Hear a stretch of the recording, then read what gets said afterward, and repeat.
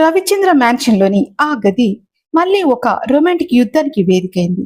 ఆ యుద్ధంలో ఓడిపోయింది స్వప్నిక అలక అయితే గెలిచింది వాళ్ళిద్దరి అంతులేని ప్రేమ. తర్వాత ఏమైందో ఇప్పుడు తెలుసుకుందాం. నిన్నే ప్రేమిస్తా ఒక సిఇఓ ప్రేమ కథ. పార్ట్ 184. బంగారు రంగు సూర్యకిరణాలు ఆఫీస్ బిల్డింగ్ అద్దాలను తాకి అవి రిఫ్లెక్ట్ అవుతూ ఆ చుట్టూ వెలుగులు నింపుతున్నాయి. స్వప్నిక కారు వచ్చి ఆగగానే ఎక్కడి నుండో ఊడిపడ్డట్టు ఎదురుగా వచ్చి నిలబడిన ఆకాష్ని చూసి కారు దిగుతున్న స్వప్నిక చంకలో ఉన్న రాజ్ అతన్ని చూడగానే ఒక్కసారిగా వణికిపోతాడు. ఆ పసివాడికి ఆకాష్ అంటే ఏదో తెలియని భయం.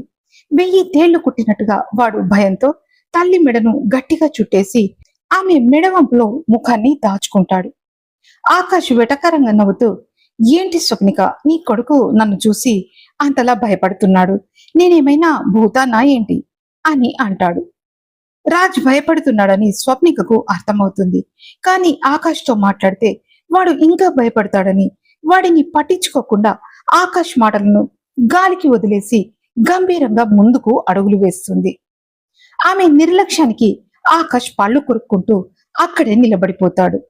ఇక్కడ విక్రమ్ రాయ్ విజయ్ ఛాంబర్ లో ఆతృతగా అటు ఇటు తిరుగుతూ మాటిమాటికి రాత్రి మ్యాన్షన్ లో గడిపిన ఆ మధుర క్షణాలు గుర్తొచ్చి స్వప్నిక ముఖం చూడాలని అతని మనసు తహతలాడుతుంది. తన టేబుల్ మీద ఉన్న సీసీ కెమెరా మానిటర్ లో రాజ్ ని ఎత్తుకుని వస్తున్న స్వప్నికను చూడగానే విజయ్ ముఖం వెలిగిపోతుంది. వెంటనే ఛాంబర్ తలుపులు తెరుచుకుని బయటకొస్తాడు అతను. స్వప్నిక ముఖం విజయ్ ని చూడగానే 1000 వోల్ట్ల బల్బులా వెలిగిపోగా విజయ్ కళ్ళల్లో కూడా పట్టలేని ఆనందం కనిపిస్తుంది. స్వప్నిక రాజ్ తల నిమురుతూ మెల్లిగా, రాజ్ అటు చూడు నాన్న, నీ ఎదురుగా ఎవరొచ్చారో చూడు, భయం లేదు, తలెత్తు అని అంటుంది. అప్పటి వరకు భయంతో తల్లి మెడలో తన ముఖాన్ని దాచుకున్న రాజ్ మెల్లిగా తలెత్తి చూడగా ఎదురుగా చిరునవ్వుతో నిలబడిన విజయ్ కనిపించగానే వాడి భయమంతా మాయమైపోతుంది. రాజ్ ఆనందంతో అరుస్తూ అంకుల్ అంటూ స్వప్నిక చేతుల్లోంచి జారి కిందకు దిగి పరుగు పరుగున విజయ్ వైపు దూసుకెళ్తాడు. వాడు అంత వేగంగా పరిగెత్తడం చూసి స్వప్నిక విజయ్ ఇద్దరు ఒక్కసారిగా కంగారు పడుతూ, ఏయ్ రాజ్, పడిపోతావు, కేర్ఫుల్ నానా అని ఇద్దరు ఒకేసారి అరుస్తారు. రాజ్ వెళ్లి విజయ్ కాళ్లను గట్టిగా కౌగిలించుకోగా విజయ్ వెంటనే వంగి వాడిని అమాంతం ఎత్తుకుని గుండెలకు హత్తుకుంటూ వాడి బుగ్గలు నిమురుతూ, గుడ్ మార్నింగ్ రాజ్ నాన్న, ఏంటి ఇవాళ చాలా హుషారుగా ఉన్నావు, రా ఒక్కసారి ఆకాశాన్ని తాకొద్దాం అని అంటూ విజయ్ రాజును గాల్లోకి ఎగిరేసి మళ్ళీ అందుకోగా అది చూసి స్వప్నిక గుండె ఆగిపోయినంత పనవుతుంది. విక్రమ్, ప్లీజ్ కేర్ఫుల్, వాడికి దెబ్బ తగులుతుంది, పడిపోతాడు, ప్లీజ్ ఆపండి అని అంటుంది స్వప్నిక. ఇట్స్ ఓకే స్వప్నిక, నేనున్నాక వాడికి భయం ఎందుకు, అవునా రాజ్? రాజ్ నవ్వుతుంటే కమ్ లోపలికి వెళ్దాం అని విజయ్ రాజ్ ని మళ్ళీ పైకి ఎగిరేసి ఎత్తుకుంటూ తన ఛాంబర్ లోకి నడుస్తాడు. స్వప్నిక నవ్వుతూ వాళ్ళ వెనక్కి వెళ్లడంతో ఇదంతా దూరం నుండి చూస్తున్న ఆకాష్ కోపంతో రగిలిపోతుంటాడు. విక్రమ్ రాయ్ తన కంపెనీలోకి రావడమే కాకుండా తనకి దక్కాల్సిన స్వప్నికను రాజును కూడా తన వైపు తిప్పుకుంటున్నాడని వాడికి అర్థమవుతుంది. ఆకాష్ తనలో తాను రగులుతూ, చూడు రాయ్, నీ క్లోజ్నెస్ ఎంతో కాలం ఉండదు, ఈ ఆనందాన్ని ఆవిరి చేసే రోజు దగ్గరలోనే ఉంది అని కోపంగా మనసులో అనుకుంటాడు ఆకాష్. ఆఫీస్ గుమ్మం దగ్గర విజయ్, స్వప్నిక ఇంకా రాజ్ ముగ్గురు ఒకే కుటుంబంలా నవ్వుతూ లోపలికి వెళ్లడం చూసిన ఆకాష్ కి ఒళ్ళు మండిపోతుంది. అసూయ, కోపం అతనిలో ఒక క్రూరమైన ఆలోచనను రేకెత్తిస్తాయి. అక్కడి నుండి చకచక తన కారు వైపు వెళ్లిన ఆకాష్ తన నమ్మకస్తుడైన రౌడీ జగ్గుకి ఫోన్ చేస్తాడు. కారులో కూర్చుని సీటును వెనక్కి వాల్చిన ఆకాష్ కళ్ళల్లో కసి కనిపిస్తుంది. పళ్ళు కురుకుతూ ఫోన్ డయల్ చేస్తాడు. అవతలి వైపు రింగ్ అవుతుంది. జగ్గు ఫోన్ ఎత్తి, చెప్పండి ఆకాష్ గారు, ఏంటి పొద్దు పొద్దున్నే ఫోన్ చేశారు, ఎవరినైనా లేపేయాలా ఏంటి అని హుషారుగా అడుగుతాడు. ఆకాష్ కరుకుగా మాట్లాడుతూ, లేపేయడం కాదు జగ్గు, ఎత్తుకు రావాలి, 5 ఏళ్లుగా జాగ్రత్తగా చూసుకున్న నా ప్రాణం నా కళ్ళ ముందే వేరే వాడికి దగ్గరవుతుంటే చూస్తూ ఊరుకునే ఓపిక నాకు లేదు. ఆ విక్రమ్ రాయ్ గాడు మరీ అతి చేస్తున్నాడు. వాడు ఏదో ఒక రోజు నా స్వప్నికని నాకు దూరం చేస్తాడనిపిస్తుంది. అందుకే ఇక ఆలస్యం చేయకూడదు అని అంటాడు. అంటే ఆ స్వప్నిక మేడం గురించేనా మీరు మాట్లాడేది అని అంటాడు జగ్గు. ఆకాష్ గట్టిగా అరుస్తూ, అవును, ఎవరికి అనుమానం రాకుండా ప్లాన్ చేయి. స్వప్నిక తన ఆఫీస్ నుండి ఇంటికి వెళ్ళేటప్పుడు లేదా మ్యాన్షన్ బయట ఉన్నప్పుడు ఆమెను కిడ్నాప్ చేయాలి. ఎవరికంటా పడకూడదు. నా గెస్ట్ హౌస్ కి తీసుకురావాలి అని అంటాడు. అంతా బాగానే ఉంది కానీ ఆకాష్ గారు, ఆ విక్రమ్ రాయ్ గాడు ఆమె నీడలా తిరుగుతున్నాడు కదా, మనం వాళ్ళకు దొరికిపోతే ఎలా అని అంటాడు జగ్గు. ఆకాష్ క్రూరంగా నవ్వుతూ, రాయ్ గాడికి కూడా అర్థం కావాలి, తను పట్టుకోవాలనుకుంటుంది నిప్పు అని. జగ్గు, ఎలా చేస్తావో నాకు తెలియదు. అవసరమైతే ఆ పిల్లుని కూడా ఎత్తుకురండి. దాని కొడుకు నా దగ్గర ఉంటే ఆ స్వప్నిక తల వంచి నా దగ్గరకు వస్తుంది. అప్పుడు ఈ ప్రపంచం ఏమనుకున్నా సరే, బలవంతంగానైనా సరే ఆమె మెడలో తాళి కట్టి నా దాన్ని చేసుకుంటాను. ఆ తర్వాత ఆ రాయిగాడు ఏమైనా నాకు సంబంధం లేదు అని కోపంగా అంటాడు. సరే బాస్, పని అయిపోతుంది. ఇవాళ సాయంత్రం కల్లా మీ గెస్ట్ హౌస్ లో ఆవిడ ఉండేలా చూస్తాను. మీరు రెడీగా ఉండండి అని అంటాడు జగ్గు. గుర్తుంచుకో జగ్గు, ఒక చిన్న పొరపాటు జరిగినా నీ ప్రాణాలుండవు. ఈసారి ఈసారి స్వప్నిక నా చేతిలో ఉండాల్సిందే అని అంటాడు ఆకాష్. ఫోన్ పెట్టేసి ఆకాష్ కార్ స్టీరింగ్ ను గట్టిగా బాదుతాడు. అతన్ని తన ముఖాన్ని చూసుకుంటూ ఒక వికృతమైన నవ్వు నవ్వుతాడు ఆకాష్. స్వప్నిక, నీ కోసం నేను రాక్షసుడిగానైనా మారతాను. ఆ విక్రమ్ రాయ్ నిన్ను రక్షిస్తాడని అనుకుంటున్నావేమో, కానీ వాడు నా ప్లాన్ లో ఒక బలిపశువు మాత్రమే. ఈ రాత్రికి నువ్వు నా గెస్ట్ హౌస్ లో నా బందీగా ఉంటావు అని మనసులో అనుకుంటాడు ఆకాష్. ఆకాష్ తన కారులో కూర్చుని జగ్గుతో కిడ్నాప్ ప్లాన్ గురించి మాట్లాడుతుండగా భూపతి నుండి వరుసగా కాల్స్ వస్తుంటాయి. జగ్గుతో కాల్ మాట్లాడిన తర్వాత ఫోన్ కట్ చేసిన ఆకాష్ మళ్ళీ భూపతి ఫోన్ చేయడంతో విసుగ్గా ఫోన్ ఎత్తుతాడు. భూపతి ఫోన్లో అరుస్తూ, ఎరా ఆకాష్, ఫోన్ ఎందుకంతసేపు ఎంగేజ్ వస్తుంది? ఎవరితోరా ఆ గూఢచారి కబుర్లు? అసలు నీకు పరిస్థితి అర్థమవుతుందా లేదా అని కోపంగా అంటాడు. అబ్బా ఆపండి పెద్ద మామయ్య, జగ్గుతో మాట్లాడుతున్నాను. అక్కడ ఆ విక్రమ్ రాయ్ గారికి స్వప్నికల మధ్య క్లోజ్నెస్ రోజు రోజుకి హద్దులు దాటిపోతుంది. దాని కొడుకు కూడా 2 రోజుల్లో వాడికే అలవాటయ్యాడు. వాడు ఆఫీస్కి వచ్చి రాగానే స్వప్నిక ముఖం వెలిగిపోతుంది. ఇక్కడ ఇంకా చూస్తూ కూర్చుంటే స్వప్నిక నాకు దక్కదు. అందుకే ఆమెను ఎత్తుకురమ్మని జగ్గుకి చెప్పాను. బలవంతంగానైనా సరే తాళి కట్టి నా దాన్ని చేసుకుంటాను అని గట్టిగా అంటాడు ఆకాష్. భూపతి వెంటనే గట్టిగా కేకలు వేస్తూ, ఒరై తిక్క వెదవా, ఆగు. ఆ కిడ్నాప్ లాంటి పిచ్చి వేషాలు వేయకు. సిండికేట్ వాళ్ళు ఇచ్చిన టైంని నువ్వు వాడుకోలేదు. ఆ పిల్ల వెదవతో మంచిగా ఉంటూ నీ వైపు తిప్పుకోకుండా భయపెట్టి చంపేశావు. అదే ఆ పిల్లాడు కనుక నీకు దగ్గరైతే ఈ రోజు కథ వేరేలా ఉండేది. నీ మీద సిండికేట్ వాళ్ళకు నమ్మకం పోయింది. అందుకే వాళ్ళు నిన్ను పక్కన పెట్టారు. ఆ 2,000 కోట్ల రూపాయల ఆస్తిని ఎలాగైనా సిండికేట్ వశం చేయడానికి స్వప్నికను బుట్టలో వేసుకోమని విక్రమ్ రాయ్ని రంగంలోకి దింపారు అని చావు కబురు చల్లగా చెప్పినట్టు అంటాడు. ఆకాష్ షాక్ తో, ఏమంటున్నావు పెద్ద మామయ్య అని అడుగుతాడు. నిజంరా, సిండికేట్ వాళ్ళకి డబ్బు కావాలి. అది విక్రమ్ రాయ్ ద్వారానే సాధ్యమని వాళ్ళు డిసైడ్ అయ్యారు. వాళ్ళు విక్రమ్ రాయ్కి అప్పగించిన పనులను వాడు పర్ఫెక్ట్ గా చేశాడంట. 5 సంవత్సరాలుగా నువ్వు ఆ స్వప్నిక వెంట పడ్డా దాన్ని ఏమీ పీకలేకపోయావు. 2 రోజుల్లోనే వాడి సత్తాను చూపించాడు. నువ్వు ఇప్పుడు ఏ చిన్న అడ్డంకి సృష్టించినా నువ్వు నాగిరెడ్డి కొడుకు అని కూడా చూడకుండా పీక నొక్కి నిన్ను చంపేస్తారు. ఆ జగ్గుగడ్ని వెనక్కి వచ్చేయమను, మర్యాదగా ఫోన్ పెట్టి కొంపకు తగలడు అని సీరియస్ గా చెప్పి ఫోన్ కట్ చేస్తాడు భూపతి. భూపతి ఫోన్ కట్ చేయగానే ఆకాష్ కి పిచ్చెక్కినంత పనవడంతో కారు స్టీరింగ్ మీద గట్టిగా బాదుతూ తిరిగి జగ్గుకి ఫోన్ చేసి వెనక్కి రమ్మని చెప్తాడు. ఇప్పుడు ఆకాష్ కళ్ళల్లో రక్తం దిగినట్టు ఎర్రగా మారుతాయి. దరిద్రం అంతా దరిద్రం. నాదనుకున్నది నా చేజారిపోతుంది.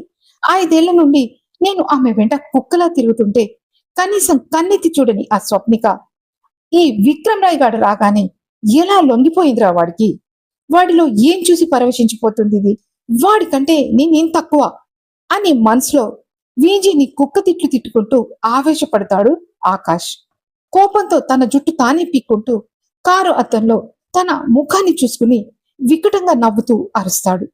వెంటనే కారును రివర్స్ చేసి ఫుల్ స్పీడ్ తో రోడ్డు మీదకి పోనిస్తూ తన మనసులో రగులుతున్న సెగను చల్లార్చుకోవడానికి అతను రెగ్యులర్ గా వెళ్లే బార్ అండ్ రెస్టారెంట్ వైపు కారును మళ్లిస్తాడు. బారు దగ్గర కారును ఆపి దిగుతూనే ఆకాష్ ముఖంలో ఒక భయంకరమైన కసి కనిపిస్తుంది. బారులో వెళ్లిన ఆకాష్ వైపు చూసి అక్కడే ఉన్న వెయిటర్ రిసెప్షన్ లో కీస్ తీసుకుని గబగబా అతను ఎప్పుడు దిగే రూమ్ వైపు వెళ్తాడు. లోపలికి వెళ్లిన ఆకాష్ తన జేబులో ఉన్న సిగరెట్ తీసి వెలిగిస్తూ దీర్ఘంగా ఆలోచనల్లో మునిగిపోతాడు. ఇంతలో వెయిటర్ అతని ఇష్టమైన బ్రాండ్ తీసుకొచ్చి ఆకాష్ కి సర్వ్ చేస్తూ, సార్ మంగమ్మకి ఫోన్ చేశాను, ఎవరో కొత్తగా వచ్చిన అమ్మాయిని పంపిస్తుందంట అని అక్కడి నుంచి వెళ్ళిపోతాడు. మందు తాగుతూ కల్లెర చేసిన ఆకాష్, చూడు విక్రమ్ రాయ్, సిండికేటు నిన్ను పంపించిందా? స్వప్నికను దక్కించుకొని ఆ 2000 కోట్లు కొట్టేయాలని చూస్తున్నారా? కానీ ఆకాష్ బ్రతికున్నంత కాలం స్వప్నిక ఇంకొకరికి సొంతం అవ్వడానికి వీల్లేదు. అది నాటకమైన నిజమైన ఆ స్వప్నిక నాకే దక్కాలి. ఈ ఆకాష్ టిక్కేంటో చూపిస్తా అని గట్టిగా అరుస్తాడు. ఆ ఛాంబర్ లోపలికి వెళ్ళగానే వీజీకి రాజ్కి లోకమంతా మర్చిపోయినంత పనవుతుంది. అప్పటి వరకు ఆకాష్ ని చూసి భయపడ్డ రాజ్ ఇప్పుడు తన అంకుల్ దొరికాడన్న ఆనందంతో గదంతా పరుగులు పెడుతున్నాడు. వీజీ కూడా తనొక డాన్ అని కానీ విక్రమ్ రాయ్ అన్న గంభీరత్వాన్ని కూడా పక్కన పెట్టి చిన్న పిల్లాడ్లా మారిపోతాడు. రాజ్ని ఎత్తుకుని గాల్లోకి ఎగిరేస్తూ, రాజ్ నాన్న, ఇవాళ మనం ఒక అడవికి వెళ్దాం. అక్కడ ఒక పెద్ద సింహం ఉందంట. అది అది ఎలా అరుస్తుందో తెలుసా నీకు అని అడుగుతాడు విజయ్. రాజ్ నవ్వుతూ, ఎలా అంకుల్, హుర్రే అని అరుస్తుందా అని అడుగుతాడు. కాదు, భౌభౌ అని అరుస్తుంది అని అంటాడు విజయ్. అయ్యో, అది కుక్క అంకుల్, నీకేం తెలీదు, నువ్వు ముందుకు వెళ్ళు, నేను నీ వెనుకొస్తాను, నేను పట్టుకుంటాను అంకుల్ అని అంటాడు రాజ్. విజయ్ రాజ్ని కింద వదిలేసి కావాలని పారిపోతున్నట్టు నటిస్తుంటే రాజ్ తన చిన్న చిన్న అడుగులతో అతన్ని వెంబడిస్తూ గదంతా సందడి చేస్తుంటాడు. అది చూస్తున్న స్వప్నిక నవ్వుకుంటూ పాల గ్లాస్ ని పట్టుకొస్తుంది అక్కడికి. రాజ్, అల్లరి చాలు, ముందు ఈ పాలు తాగు నాన్న అని అంటుంది. రాజ్ పరిగెడుతూ, వద్దు మామ, నాకొద్దు అంకుల్, మమ్మని ఆపు, నాకు పాలంటే చిరాకు అని అసహ్యంగా మొహం పెడతాడు వాడు. విజయ్ వెంటనే రాజ్ని అమాంతం పట్టేసుకుంటూ, స్వప్ని వాడికి ఇష్టం లేదంట, వదిలేయచ్చు కదా అని అంటాడు. స్వప్నిక కళ్ళురిమి చూస్తూ, నువ్వు వాడికి వంత పాడకు విజయ్, ఉదయం నుండి ఏమీ తాగలేదు వాడు, రాజ్ తాగుతావా లేదా అని సీరియస్ గా అడుగుతుంది. విజయ్ ఆ సీరియస్ లుక్ చూసి మెల్లిగా, అమ్మో మమ్మ కోపంగా ఉంది రాజ్, సరే ఇటు ఇవ్వు స్వప్ని, నేను తాగిస్తాను అని ఆ పాల గ్లాస్ తీసుకుని రాజ్కి కథలు చెప్తూ వాడి ముక్కు మీద పాలు పోస్తూ ఆట పట్టిస్తూ గ్లాస్ మొత్తం ఖాళీ చేయిస్తాడు. ఐస్ క్రీమ్ తినడం వల్ల రాజ్కి కొంచెం జలుబు చేసి అది దగ్గుగా మారుతుంది. అది గమనించిన స్వప్నిక వెంటనే సిరప్ బాటిల్ తీసి, చూసావా విజయ్, నిన్న నువ్వు ఐస్ క్రీమ్ తినిపించావు, అందుకే వాడికి దగ్గొస్తుంది, రాజు నాన్న ఈ సిరప్ తాగు నాన్న ప్లీజ్ అని అంటుంది స్వప్నిక. రాజ్ మూతిని తిప్పుతూ, అబ్బా అది చేదుగా ఉంటుంది, నేను తాగను, అంకుల్ తాగితేనే తాగుతాను అని అంటాడు. ఊరిని తెలివితేటలో, సరే నేను తాగుతున్నాను చూడు అని తాగినట్టు నటించిన విజయ్, ఆహా సూపర్, భలే స్వీట్ గా ఉందే, ఇట్రా నాన్న అని పిలుస్తాడు విజయ్. విజయ్ సిరప్ తాగించి వాడి చిన్ని మూతిని తన చేత్తో తుడుస్తాడు. అప్పటికే ఆడి ఆడి అలసిపోయిన రాజ్కి నిద్ర ముంచుకొస్తుంది. విజయ్ వాడిని పర్సనల్ రూమ్ లోని బెడ్ పై పడుకోబెట్టబోగా రాజ్ నిద్ర కళ్ళతో విజయ్ గుండె మీద చెయ్యి వేసి, అంకుల్ నేను ఇక్కడ పడుకుంటాను, నీ హాట్ ప్లేస్ లో పడుకుంటాను. బయట ఉన్న బూజ్ అంకుల్ నీకు భయపడతాడు కదా, ఆ అంకుల్ అంటే నాకు కూడా భయం కాదు అని అంటాడు. వాడు అన్న మాటకు వీజీ గుండె ఒక్కసారిగా తరుక్కుపోతుంది. తన కొడుక్కి తనే తండ్రి అని చెప్పుకోలేకపోయినా ఆ రక్త సంబంధం వాడిని వీజీ గుండెల వైపు లాగుతుంది. వీజీ కళ్ళల్లో నీళ్లు తిరిగినా వాటిని ఆపుకుని వాడిని తన గుండెల మీద వేసుకుని పడుకుంటాడు. కొద్దిసేపటి తర్వాత లోపల నుండి ఎలాంటి చప్పుడు అల్లరి వినిపించకపోవడంతో స్వప్నిక మెల్లిగా డోర్ తీసుకుని చూస్తుంది. అక్కడ ఆ దృశ్యం చూసి ఆమె మనసు నిండిపోతుంది. రాజ్ తన తండ్రి గుండెలపై ఖర్చుకుపోయి గాఢ నిద్రలో ఉన్నాడు. వీజీ కూడా రాత్రంతా నిద్ర లేకుండా తనతో గడిపిన అలసట వల్ల రాజుని చుట్టి తన 2 చేతులతో బిగియార కౌగిలించుకుని గాఢ నిద్రలోకి జారిపోయాడు. నిన్న రాత్రంతా నాతో గడిపి అస్సలు నిద్రపోలేదు. ఇప్పుడు కొడుకు దొరికేసరికి ఇద్దరు కలిసి కుంభకర్ణుడి వారసుల్లా పడుకున్నారు. నా దిష్టి కూడా తగలకూడదు నా ఇద్దరు బంగారాలకి అని మనసులో అనుకున్న స్వప్నిక పెదవులు అందంగా నవ్వుతాయి. ఆమె వాళ్ళను డిస్టర్బ్ చేయకుండా బయటకొచ్చి తన ఛాంబర్ లో కూర్చుని బోర్డు మెంబర్స్ ఇద్దరు దొంగతనంగా దోచుకున్న కంపెనీ సొమ్ము వివరాలున్న ఫైల్స్ తీసి సీరియస్ గా చెక్ చేయడం మొదలు పెడుతుంది. నిన్నటి మీటింగ్ లో వాళ్ళు వేసిన ప్లాన్స్ అన్ని తిప్పికొట్టడానికి ఆమె అస్త్రాలు సిద్ధం చేసుకుంటుంది. గంట గడిచింది. ఫైల్స్ చూసి అలసిపోయిన స్వప్నిక తన సీట్లోంచి లేచి ఒక్కసారిగా ఒళ్ళు విరుచుకోగా ఆ కదలికల్లో ఆమె యవ్వనం ఒక ఇంద్రధనుస్సులా వంగుతుంది.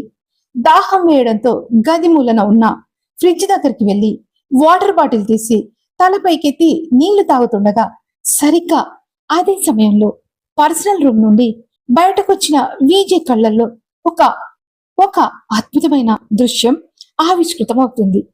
ఆమె చేతులు పైకెత్తి నీళ్లు తాగుతున్నప్పుడు చెదిరిన ఆమె బయట చాటు నుండి దోపుచులాడుతున్న అర్ధచంద్ర కరపు ఎద అందాలు వాటిని భరిస్తూ ఉన్న ఆ పిడికెడంత సన్నని నడుము వీజీని నిలువున దహించి వేస్తాయి.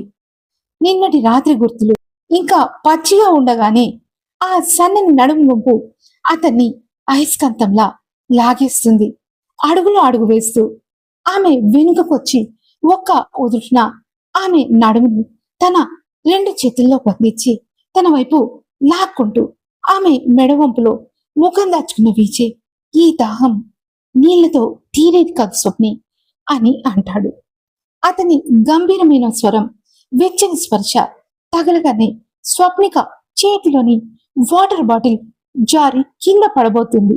వీజే ఆమెను తన బలిష్టమైన ఛాతికి అదింపట్టి ఆమె మెడవంపులో గట్టిగా తన పెదవులను నొక్కుతాడు. ఆ స్పర్శకు స్వప్నిక దేహం ఒక్కసారిగా పులకించిపోగా ఆమె కళ్ళు మూసుకుని ఆ మత్తులో మునిగిపోతుంది. మెల్లిగా అతని కౌగిల్లో ఉంటూనే వీజే వైపు తిరిగి అతని మెడ చుట్టూ తన సుకుమారమైన చేతులను హారంలా వేసి తన మునివేళ్ల మీద నిలబడి అతని ముఖానికి తన ముఖాన్ని దగ్గరగా చేరుస్తూ అతని కళ్ళల్లోకి మత్తుగా చూసిన స్వప్నిక ఆఫీసులో కూడా నీ అల్లరి తక్కదా విజయ్ అని గుసగుసగా అంటుంది. నీ అన్నం ముందు ఈ ఆఫీసు ఈ ముసుగులు ఏమి గుర్తుండవు డార్లింగ్ అని మత్తుగా అంటాడు విజయ్. స్వప్నిక ఆమె పెదవులతో అతని పెదవులను అందుకుని మృదువుగా మొదలుపెట్టిన ఆ ముద్దును విజయ్ తన కసితో తీవ్రతరం చేస్తాడు. ఆమె పెదవుల మకరందాన్ని తనివి తీరా ఆస్వాదిస్తూ అతని పెదవుల అమృతాన్ని స్వప్నికకు అందిస్తాడు. 2 నిమిషాల పాటు సాగిన ఆ పెదవుల పదనిసల తర్వాత వారి నాలుకలు ఒకదానితోకటి పెనవేసుకుని సయ్యాటలు మొదలు పెడతాయి. భారంగా ఊపిరి పీలుస్తున్న స్వప్నికను వీచే తన గుండెలకు గట్టిగా హత్తుకోగా ఆమె ఈత చప్పుడు అతని గుండె చప్పుడు ఒకే తాళానికి స్పందిస్తుంటాయి. సరిగ్గా అదే సమయంలో వీజే ఫోన్ రింగ్ అవడంతో ఆ శబ్దం వారిని ఈ లోకంలోకి తీసుకొస్తుంది. భారంగా ఊపిరి పీలుస్తూ ఆమె నుదుటిపై ముద్దు పెట్టిన విజయ్ ఒక్క నిమిషం డార్లింగ్ అని అంటాడు. విజయ్ తన టేబుల్ దగ్గరికి వెళ్లి ఫోన్ స్క్రీన్ పై ఆ నంబర్ చూడగానే అతని ముఖంలో ఒక విచిత్రమైన మార్పు వస్తుంది. అతని పెదవుల కార్నర్లో ఒక క్రూరమైన విజయవంతమైన చిరునవ్వు మెరుస్తుంది. ఎవరు విజయ్? ఎందుకలా నవ్వుతున్నావు అని టెన్షన్ గా అడుగుతుంది స్వప్నిక. మన వేట మొదలైంది స్వప్ని. ఇన్నాళ్ళు మనం ఆడింది ఒక ఎత్తు, ఇప్పుడు సిండికేట్ ఆడబోయే ఆట ఇంకో ఎత్తు. ఈ ఫోన్ కాల్ మన జీవితాల్లో ఒక పెద్ద మలుపు కాబోతుంది అని నవ్వుతూ అంటాడు విజయ్. ఫోన్ చేసింది ఎవరై ఉంటారు?